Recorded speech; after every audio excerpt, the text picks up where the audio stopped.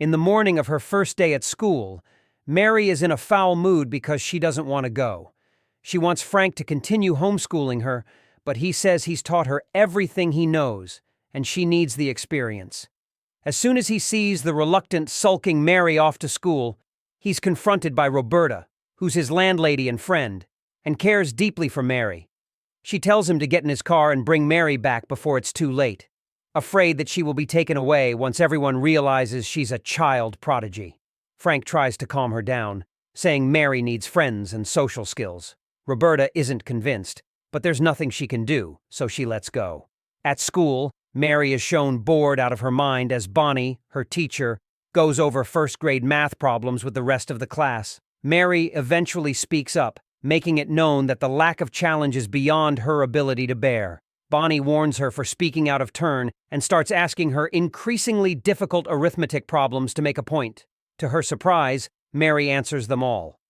After recess, the principal requests a walk-in observation of Bonnie's class. As soon as she introduces herself to the children, Mary demands to know if she's the boss, and upon confirmation, demands that she call Frank right away and tell him to get her out of there. When Frank comes to pick Mary up, Bonnie catches up to him on the front yard and tells him she thinks Mary might be a gifted child. Frank chalks it off to some simple algorithm he's taught her, and walks away before Bonnie can discuss the matter with him any further. Bonnie then does her own research and finds out that Mary's mom, Diane, was a math genius. Also, working on one of the Millennium Prize problems when she apparently took her own life and was survived by her brother Frank. She then confronts Frank at the bar she knows he hangs out on Friday nights and learns the backstory. Diane, her sister, appeared at her doorstep out of the blue one night with Mary, who was just a baby at the time. She said she needed to talk to him, but Frank, already late for a date, told her they'd talk when he got back. When he got back, Diane had committed suicide in the bathroom, and Mary was in his living room. He's been raising her since then.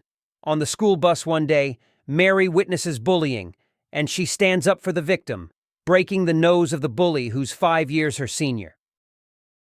Evelyn shows up at Frank's door soon after and meets Mary for the first time. She's a rich, bossy Englishwoman whose ideas of life and ambition Frank clearly disagrees with.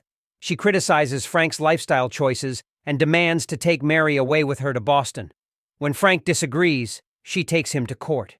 In the court hearings and over that period of time, we find out more about the friction between Evelyn and Frank. Evelyn is disappointed in her dead daughter for being too weak to complete the Millennium Prize problem, disappointed in Frank for having quit his professorship at Boston University, and resentful of her late husband for disrupting her successful career. She's also having problems with her current husband, and they are separated. Frank doesn't openly accuse of her anything but insists that Evelyn will deny Mary the normalcy a child needs in her life, and that him being a freelance boat repairman is perfectly fine. Roberta stands by Frank throughout the ordeal, and his lawyer does a good job defending him. In the end, though, Evelyn wants to settle by putting Mary in foster care in proximity to Frank's house and making her go to the school for gifted children.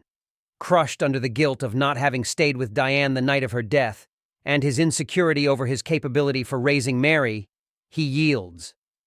Mary is absolutely furious, however, and refuses to see Frank after he's left her with the foster family despite her relentless begging and tears. Frank is desolate, but is determined to do what everyone seems to think is best for Mary when he finds out, thanks to Bonnie, that the foster family has put Mary's beloved one-eyed cat up for adoption. He rushes to the animal shelter and rescues Mary's car and 2 other last minute before they are put down. He finds out from the front desk at the shelter that the cat was brought there due to allergy issues.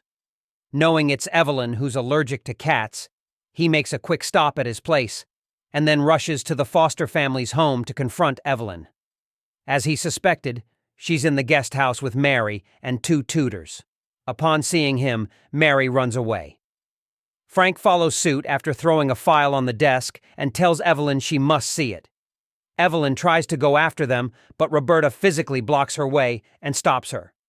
Frank manages to catch up to Mary and ask for forgiveness. Mary stops fighting and hugs him, and her spirits get even more elevated as she finds out her cat is at Frank's place safe and sound. When Mary and Frank return to the guest house, Roberta takes Mary to the car and Frank orders the tutors out. We find that it's the finished proof for the Millennium Prize problem Diane had been working on. Evelyn says she doesn't believe it because she would have shared it with the world. Frank tells her that Diane gave him clear instructions to wait to publish it until after their mother's death. He tells her that she can go ahead and publish it, and leave Mary alone. Since she asks, he tells Evelyn that if she refuses, he'll take the folder away and wait to publish it until after Evelyn dies. Evelyn is shocked and in tears, but she takes the deal. At the end, Mary is shown attending classes at the university in the mornings and the elementary school in the afternoons. Bonnie and Frank smile at each other with affection.